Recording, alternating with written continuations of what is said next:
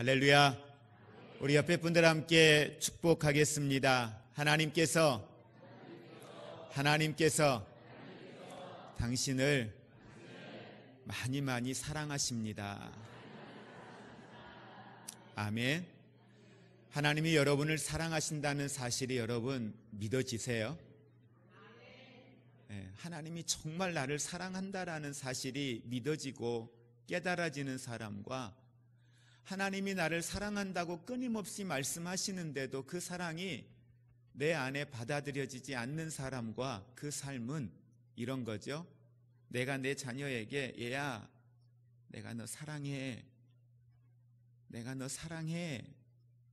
그러는데 이 자녀는 그래요? 네, 알았어요. 네, 그래요? 알았어요.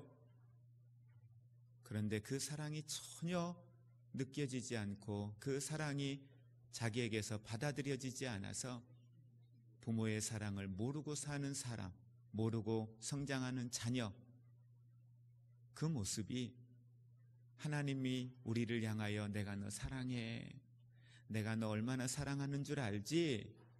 끊임없이 우리의 마음에 놓고 하는데, 그래요 하나님, 알아요. 알겠어요 하나님. 하나님이 나 사랑하신다는 거 그래요, 알아요. 그런데 그 감격이 내 안에 없을 때 우리는 신앙 안에 영적으로 참 공허한 그런 삶을 살 수밖에 없는 것을 보게 됩니다. 구약에서는 하나님께서 이스라엘 백성들과의 관계 속에서 행하시었던 일들, 선지자들을 통하여서 하시었던 말씀들, 또 신약에 와서는 예수님께서 공생의 사역 가운데에서 제자들에게, 무리들에게 말씀하시고 또 때로는 행하시는 예수님의 행적들, 이 하나님께서 행하셨던 것과 예수님께서 친히 오시어서 행하셨던 일들, 또 오늘 우리가 사는 이 은혜의 시대, 성령 시대에 성령께서 우리에게 오시어서 하시는 말씀과 성령께서 우리 안에서 나타내시는 그 능력들, 이 세 영역 가운데에 공통점이 있어요. 하나님께서 행하신 것과 예수님께서 행하신 것과 성령이 행하시는 그 모든 것들, 또 그분들이 하신 말씀들 속에 담겨져 있는 것은 바로 예수 그리스도가 하나님의 아들이라는 사실과 예수 그리스도가 나의 구원자라는 사실, 그것을 끊임없이 계시하시고 예언하시고 그것을 우리 안에 성취하시고 우리 안에서 끊임없이 알게 하시는, 그렇게 일하시는 하나님의 손길을 우리는 보게 됩니다. 단순히 우리의 인생에 초점을 두시고 우리의 인생 가운데 뭘 어떻게 행할까가 아니라 하나님의 모든 행적은 하나님이 하나님의 나라를 위하여서 하나님의 뜻하신 바를 이루시기 위해서 궁극적인 건 우리가 가지고 있는 본질적 죄의 문제를 해결하시고 그 죄의 문제를 해결함으로 말미암아 죄에서 구원을 받고 구원받은 하나님의 사람들이 이 땅 가운데 하나님의 나라를 이루며 살아갈 수 있는 그리스도의 제자로 살아가게 하시는 하나님의 궁극적 목적과 계획하심 속에 모든 일들을 진행하고 계신다라고 하는 사실입니다.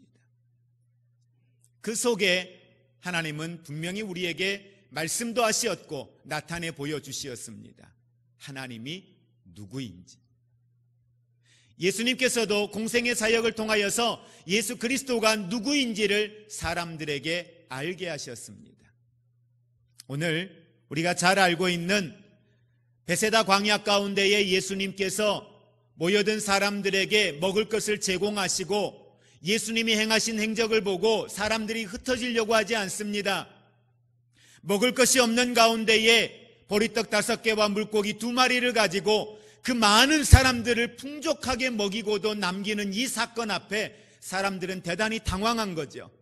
사람들은 그 기적을 보면서 또 예수 그리스도 안에서 무언가를 이루기 위하여 예수 그리스도를 사모하며 바라보는 그 현장 앞에 예수님께서는 행하시는 사역과 모든 계획하신 일들 속에 주님이 계획하신 뜻이 있기 때문에 제자들을 속히 떠나보내시고 예수님께서 그 자리를 마무리하시고 예수님도 그 자리를 뜻이어서 자리를 옮기시는 장면, 그게 바로 오늘 본문의 시작의 내용입니다. 자, 그 과정 가운데에 오늘 예수님께서 행하신 그 이후의 제자들과의 관계 속에서 예수님과 오고 갔던 대화들, 이 내용들을 우리는 보면서 오늘 우리의 삶이 어디에 있는가, 나는 과연 어떠한 모습으로 내가 나를 바라보고 있고 어떠한 모습으로 하나님을 바라보며 오늘을 살아가고 있는지 우리는 우리의 신앙들을 다시 한번 점검해 볼 수 있는 시간들이 되기를 원합니다. 제자들에게 먼저 건넌 마을로 가도록 그들을 재촉하시었습니다. 그리고 제자들은 예수님의 말씀을 따라 배를 저어서 그들은 바다 위로 항해하기를 시작합니다. 얼마쯤 갔을까요? 그들에게 뜻하지 않는 어려움에 봉착하게 됩니다. 사실 그 배 위에 올랐던 제자들 가운데의 다수의 사람들은 이미 그 갈릴리 바다를 수없이 오고 갔던, 그곳에서 이미 잔뼈가 굵었던 인생을 살았던 사람, 어부로서의 삶을 살았던 사람입니다. 그 시간에 그 물결과 자연과 날씨와 모든 상황을 보았을 때, 지금 떠나면, 예수님 말씀대로 지금 떠나면 어느 정도의 시간이 되면은 저 건넌 마을로 우리가 원하는 곳을 향하여 갈 수 있겠구나, 나름대로 계산되어졌을 것입니다. 그래서 그들은 배 위에 올라서 배를 저어서 길을 떠났습니다. 그런데 성경에 보면 뜻하지 않는 어려움을 만나게 되지요. 그 어려움 가운데에 그들은 열심히 노를 저어서 그들의 힘으로 해결해 보려고 노력했습니다. 그런데 성경에 보면 그것이 조금도 해결되어지지 않았다라고 이야기하고 있고, 오히려 더 큰 광풍으로 인하여서 그들이 생명의 위협을 느끼고 있는 상황을 성경을 통해서 보게 됩니다. 그때에 예수님은 무엇을 하고 계셨느냐? 성경에 보면 제자들을 먼저 보내시고 예수님이 하신 일은 산 위에 올라가셨다 그랬습니다. 그리고 산 위에 올라가셔서 예수님이 하신 일은 기도하는 일이었다 그랬습니다. 기도하셨다 그랬습니다. 그런데 언제 어떻게 예수님이 그 상황을 아시었는지 오늘 예수님 앞에 제자들의 그 풍랑 앞에 예수님이 나타나는 성경의 모습을 보게 되지요. 25절 말씀에 보니까 밤 사경에 예수께서 바다 위로 걸어서 제자들에게 오시니 제자들이 그가 바다 위로 걸어오심을 보았다라고 성경은 이야기를 하고 있습니다. 여러분, 인간은 자연 앞에 어떤 반응을 보입니까? 요즘 우리 주변에 일어나는 자연적 재해에 대하여 많은 사람들이 관심을 갖습니다. 인간의 힘으로 할 수 있는 것과 할 수 없는 것들을 명확하게 우리는 알게 되었습니다. 뚝방이 무너지는, 물이 조금 많아서 뚝방이 무너지는 것들은 웬만큼 사람의 힘으로 그 뚝방을 막아낼 수 있겠지요. 어느 정도 예측하고 물이 어느 정도 밀려오면 이 정도는 막아낼 수 있도록 노력을 하지요. 그러나 우리가 전혀 예상치 못하는 자연재해 앞에서는 사람의 어떤 예방책도, 어떤 계획도, 어떤 준비도 무용지물이 될 수밖에 없는 것을 우리는 지금, 과거가 아닌 지금 우리의 삶의 현장에서 수없이 경험을 하고 있습니다. 자, 이런 제자들이 당연히 이겨낼 수 있을 거라 생각했고 제자들에게는 전혀 문제가 되지 않을 거라 생각했던 갈릴리 바다 위에서 벌어지는 이 사건 앞에 오늘 우리는 몇 가지의 것들을 한번 묵상할 수 있는 시간들이 되기를 원합니다. 사람은 누구에게나 정해진 시간이 있다고 합니다. 사명적 관점에서의 정해진 시간은 하나님이 각 사람에게 부여하신 사명을 이루기 위해서 그 사명을 다 이루기 전에는 하나님이 절대 불러가지 않으신다는 거죠. 그래서 생명의 기한이 사람에게 있는 것이 아니라 하나님의 계획과 하나님의 섭리 가운데 있다, 그렇게 성경은 이야기합니다. 물론 이건 사명적 관점에서 바라보았을 때의 사람의 시간과 생명의 기한에 대한 내용들입니다. 여러분, 우리의 생명을 우리의 능력으로, 우리의 의술로 늘리고 땡기고 할 수 있을까요? 어느 정도의 영향은 미칠 수 있을 겁니다. 그러나 사람이 그 생명에 대한 주권을 행사할 수 없기 때문에 사람들에게 있어서의 능력이라고 하는 건 사람의 힘으로는 그 시간의 문제를 우리가 어떻게 할 수 없다는 거죠.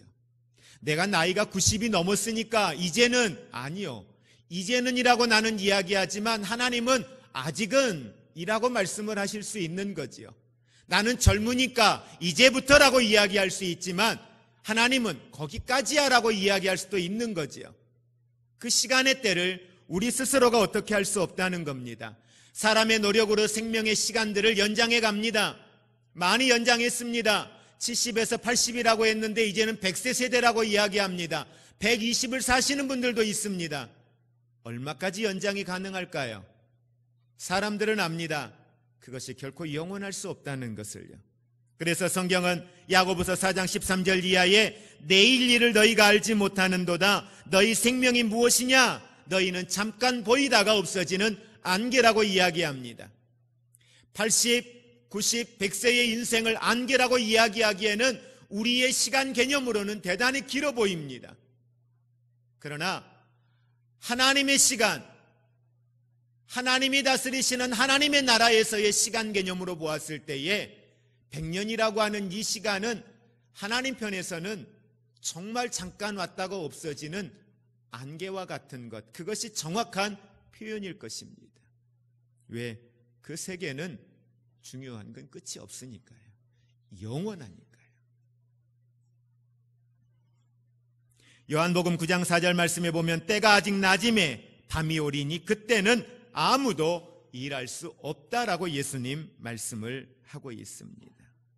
평생의 삶의 길이를 조정할 수 없을 뿐만 아니라 일할 수 있는 시간과 일할 수 없는 시간까지도 우리들 스스로가 계산하고 우리들 스스로가 조절할 수 없는 우리 앞에 주어진 이 시간에 대하여 결코 절대적 권리를 행사할 수 없는 시간의 한계 속에 살아가는 것, 그것이 오늘 저와 여러분의 인생입니다. 또 하나, 오늘 이 제자들의 모습을 통하여 볼 수 있는, 인간이 경험할 수 있는 또 다른 하나의 한계는 어부들이었지만 그곳에서 일어났던 수많은 일들을 이미 오래전부터 경험했지만 그들에게는 어떤 상황에 대처할 수 있는 능력과 준비가 되어 있고 몸에서 그 상황에 대하여 반응할 수 있는 이미 훈련되어져 있는 그러한 능력과 그 상황을 대처할 수 있는 역량을 가지고 있지만, 그러나 오늘 그들 앞에 불어오는 이 광풍에 대하여서는 그들의 능력으로는 도저히 감당할 수 없는 한계점에 도달해 있는 모습을 보게 됩니다.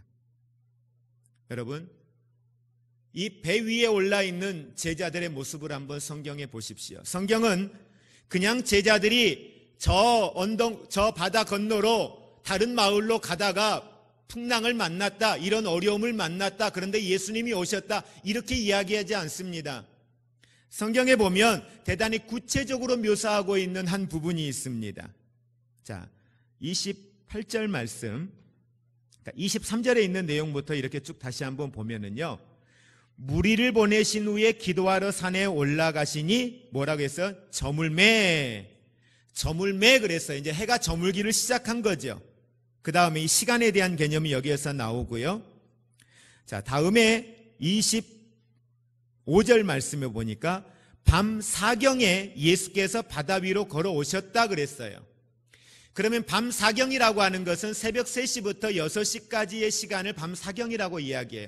해가 저물 무렵부터 시작해서 최소한 새벽 3시, 4시까지는 어때요? 지금 바다 위에서 사투를 하고 있는 거예요. 오랜 시간을 그들이 바다 위에서 지금 힘겹게 생명을 보존하고 이 자연과의 싸움을 하고 있는 제자들의 모습을 우리는 보게 됩니다. 아마 처음에는 나름대로 이 상황을 이겨낼 수 있을 거라 생각했을 겁니다.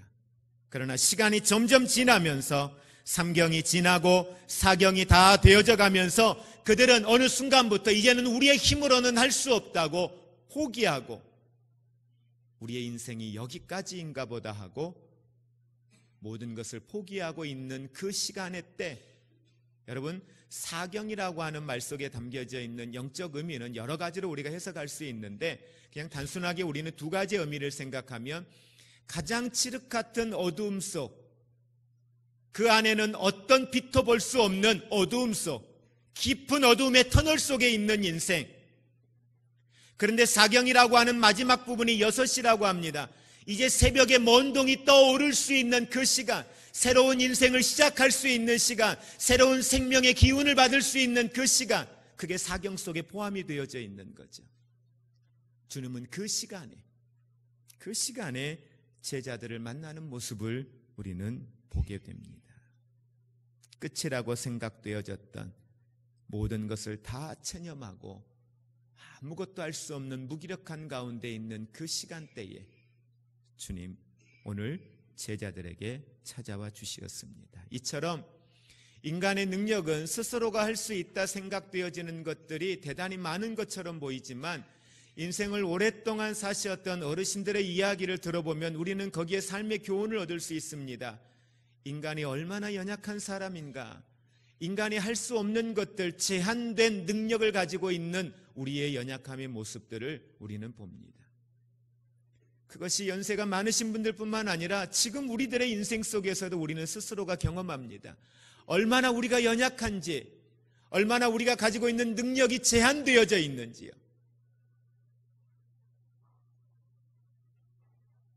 그리고 또 한 인간의 연약한 모습을 우리가 보면, 여러분, 광야에서 이스라엘 백성들이 애굽에서 나와서 출애굽하여 광야를 통해서 가나안 땅을 들어가잖아요. 그런데 광야 가운데 예수님이 만나를 주시면서 뭐라고 이야기하셨습니까? 한 호멜, 그렇죠? 한 호멜을 이야기하셨어요. 가족 중에 한 사람당 한 호멜씩만 거두어라 라고 이야기했어요. 한 호멜이 얼마 정도입니까? 여러분, 지금 우리 우유각 조그만한 거 있죠? 그게 보통 200ml인가요? 우유각이? 200ml인데 한 호멜이 보통 230ml 정도가 됩니다. 그러니까 그것보다 조금 더 많은 거죠. 그거 준비하라는 거예요. 근데 성경에 보니까 이스라엘 백성들이 그것만 딱 취하나요? 그러질 않아요. 더 가져가요. 왜? 내일 일을 기약할 수 없다는 거죠. 이게 참 인간이 연약해요. 하나님이 거기까지 인도하신 게 어떻게 인도하셨는데 한 호멜씩을 준비 안 하는 거예요. 막 더 가져가는. 근데 그게 다 썩어 나가는 거죠. 그것이 결코 그들의 것이 될 수 없는 것을 그들은 경험합니다. 여러분, 이게 인간이 우리가 가지고 있는 지식과 우리가 가지고 있는 능력으로 하나님의 말씀을 수용하는데 얼마나 제한적인 인생을 사는지 모릅니다. 하나님의 말씀이 우리에게 임하면 그 말씀을 다 받아들이고 다 수용하는 것이 아니라 우리는 제한적으로 하나님의 말씀을 받아들인다는 거죠. 오늘 제자들 보세요. 예수님께서 그들 앞에 나타나셨을 때에 그 앞에 나타난 예수님의 모습을 보고 베드로가 이야기합니다. 정말 당신이 주님이시라면 나를 하여금 이 물 위를 걸어오라 하십시오. 그래서 예수님 말씀에서 그래? 오라. 성경에 보니까 그래 와라 그랬어요. 왜 베드로가 어때요? 아주 괜찮아요, 믿음이. 그래요 주님 하고 갔어요. 발 내딛자마자 물에 빠진 게 아니라 갔어요. 가다가 몰아치는 바람, 그 광풍을 바라보았다 그렇게 이야기했습니다. 오라 하였을 땐 주님 바라보았을 거예요. 근데 가다가 광풍이 불어오니 그걸 바라보며 그가 물에 빠졌다라고 성경은 이야기를 하고 있습니다. 주님 말씀하십니다. 우리의 소원에 대하여 우리가 주님께 말씀하였을 때 그래 가라, 그래 행하라 우리에게 말씀하십니다. 약속하신 것 이루시겠다고 우리에게 말씀하셨습니다. 그런데 우리가 가지고 있는 믿음의 이 하나님의 말씀에 대하여 수용할 수 있는 우리의 믿음의 그릇이 너무 작은 거예요. 듣는 믿음, 행할 수 있는 믿음, 순종하고 발을 내디딜 수 있는 믿음, 여기까지는 있었어요. 그런데 자기 앞에 뜻하지 않게 불어오는 환경적 문제 앞에 주님을 바라보아야 할 베드로가 주의 음성 듣고 순종하고 나아가면서 끝까지 주님만 바라보아야 할 베드로가 자기 앞에 오는 환경의 문제 앞에 무너져 내리는 거죠. 그런데 이걸 보고 주님은 베드로에게 뭐라고 말씀하십니까? 자, 성경 한번 보세요. 31절입니다. 베드로가 물에 빠지니 30절에 보니까 주님, 나 좀 구원해 주세요 그랬어요. 그런데 참 대단하시죠. 예수님도 나 좀 구원해 주세요. 근데 왜 빠진지 예수님 알잖아요. 우리는 좀 물도 좀 먹고 좀 고생 좀 하게 놔둘만 한데 예수님은 어떻게 하셨어요? 31절에 한번 보세요. 예수께서 어떻게 손을 내밀어 그를 붙잡으셨다 그랬어요. 근데 즉시라고 이야기하고 있어요. 즉시 손잡고 끌어올리셨어요. 이 즉시라고 하는 말 속에 우리는 두 가지의 의미가 있어요. 첫 번째는 예수님께서 갈릴리 바다로 제자들을 보내시어서 저 건너 마을로 가게 하셨을 때에 예수님은 제자들이 갈릴리 바다에서 풍랑을 만날 것을 아셨을까요? 모르셨을까요? 성경에 기록되지 않았으니 우리는 잘 모르겠어요. 그런데 중요한 건 밤 사경에 예수님이 제자들 앞에 나타나셨다라고 했어요. 사경에 나타나실 예수님이라고 했다면은 삼경에도 예수님은 나타날 수 있었을 거예요. 풍랑 만나기 전에도 예수님이 그들 앞에 오실 수 있었을 거예요. 풍랑 만나자마자 오실 수도 있었을 거예요. 그렇죠? 그런데 그 사경에 오셨어요. 그런데 물에 빠진 베드로를 향하여서는 즉시 예수님이 그의 손을 붙잡고 이렇게 세우셨다겠어요. 이 하나님의 섭리를 우리가 이해할 수 있을까요? 이 시간을 다스리시는 하나님의 시간 위에 일하시는 하나님을 우리가 예측할 수 있을까요? 우리는 못해요. 그래서 그 이유를 우리는 조금 이따 또 말씀을 통해서 하나를 볼 겁니다. 여기에서 보려고 하는 건 물에 빠진 베드로를 바라보면서 예수님이 하신 말씀이에요. 그를 일으켜 즉시 끌어올리셨어요. 올리시고 베드로에게 하신 말씀이 믿음이 작은 자여. 믿음이 작은 자여. 왜 의심하느냐? 근데 사실 성경에 베드로가 예수님을 의심했다고 하는 구절은 없어요. 물에 빠졌다고만 했지 의심했다고는 하지 않았어요. 한번 보실래요? 29절에 오라 하시니 베드로가 배에서 내려 물 위로 걸어 예수께 가되 30절 바람을 보고 무서워했다 그랬어요. 무서워할 수 있잖아요. 왜? 지금 나는 걷고 있는데 파도가 이렇게 밀고 오는데 여러분 어떻게 했어요? 안 무섭겠습니까? 무섭죠. 환경을 바라보고 내 앞에 있는 상황을 바라보았을 때 그 무서움 앞에 누구를 놓쳐버렸어요? 내게 오라 명령하신 그분을 놓쳐버린 거죠. 그래서 예수님은 베드로에게 믿음이 없다. 왜 의심했느냐라고 말씀을 하고 있습니다. 여러분, 이게 우리의 한계라는 거예요. 하나님의 말씀을 믿음으로 받고 믿음으로 행하여야 좋을 텐데 하나님의 말씀을 받고 행할 수 있는 우리의 믿음의 한계, 그걸 우리 안에 담기에는 우리의 믿음의 그릇이 너무도 작은 거죠. 자, 그런 연약한 인간의 모습 앞에 예수님이 행하신 역사를 우리가 보면 예수님은 시간을 헤아려서 일하시는 모습을 보게 됩니다.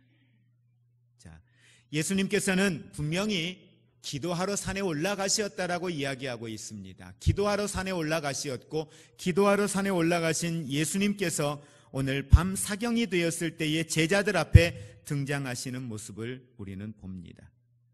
결국 이 말씀을 통해서 우리가 볼 수 있는 것, 요한복음 1장 4절에 있는 말씀처럼 예수님은 빛이요 예수님은 생명이라고 우리에게 말씀합니다. 예수님의 시간은 우리가 갖는 시간의 개념과는 전혀 다릅니다. 우리에게 사경은 두려움의 시간이지만 예수님에게 있어서의 사경은 새로운 출발의 시작이고 소망이고 희망의 시작이라고 하는 사실입니다.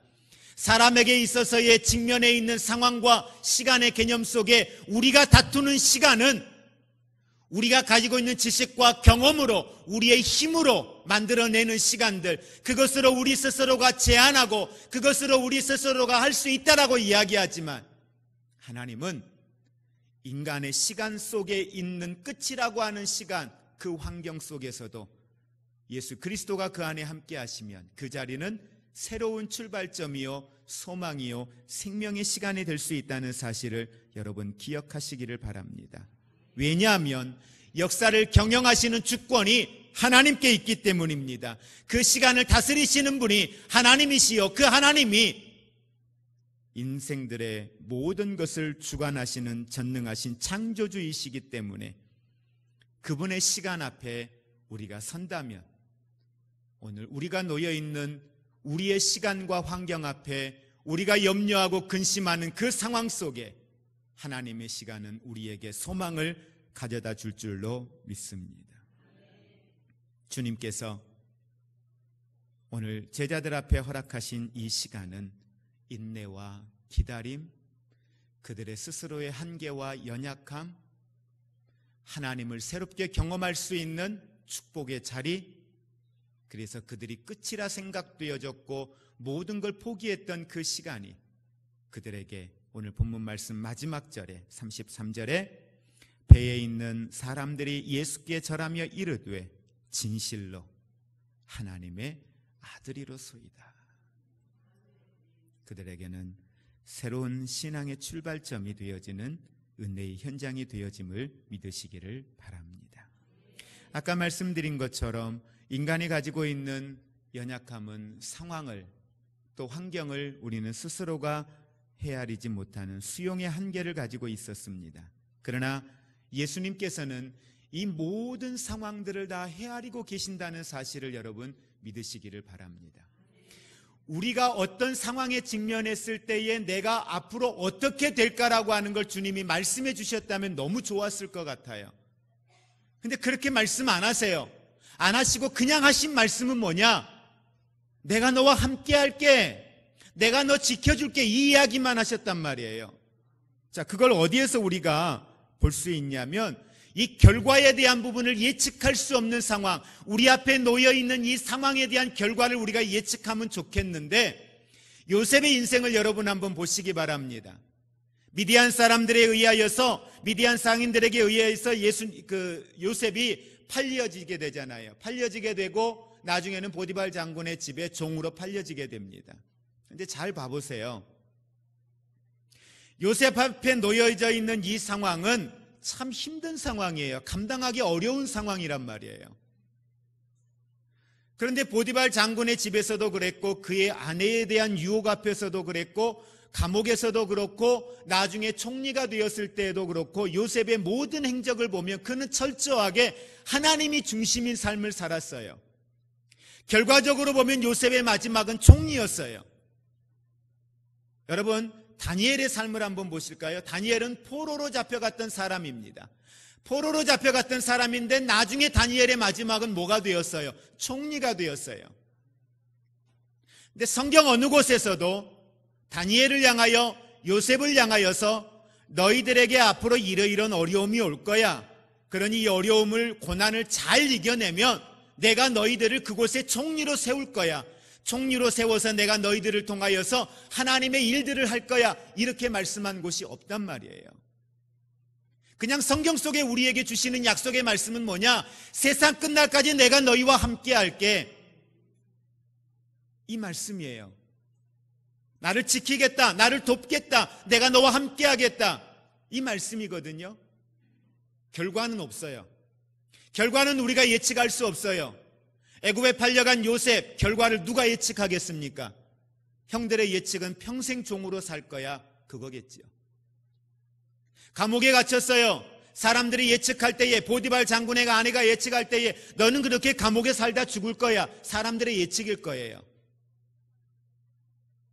그런데 요셉이, 하나님이 어떻게 미래를 계획하고 계실지 요셉이 알았나요? 몰랐어요. 몰라요. 여러분, 우리는 우리 인생 앞에 펼쳐진 상황에 대하여 예측할 수 없습니다. 그러나 하나님은 이 상황을 헤아리시고 결과까지도 예측하고 계시는 하나님이심을 믿으시기를 바랍니다. 다니엘과 요셉이 하나님의 예측 가운데에 그들이 이방 나라의 지도자로 세워질 수 있었던 건 뭐냐? 그들이 어떤 환경 속에 놓여 있든지 그 상황 속에서 온전히 여호와 하나님만을 바라보았고 하나님만을 의지했다는 겁니다. 결과는 그들에게 주신 하나님의 선물이었어요. 오늘 저와 여러분의 인생도 여러분이 놓여 있는 고난의 현장 앞에 여러분의 인생을 예측할 수 있을까요? 못합니다.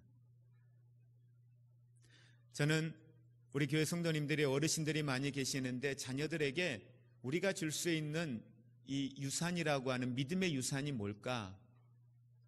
저는 이 삶의 유산이 자녀들에게 물려질 수 있기를 원합니다. 앞이 보이지 않아요. 어두움의 터널이에요. 고난이에요. 밤 사경의 끝이라고 생각되어지는 자리예요. 그런데 그 자리에서 여호와를 구하고 하나님을 의지하고 사자굴에 들어갈지라도 그곳에서 여호와 하나님만을 예배하고 하나님이 나의 하나님됨을 인정하고 나아갔을 때에 어떠한 상황에서도 살기 위해서가 아니라 그곳에서 노임받기 위해서가 아니라 내가 하나님 자녀니까,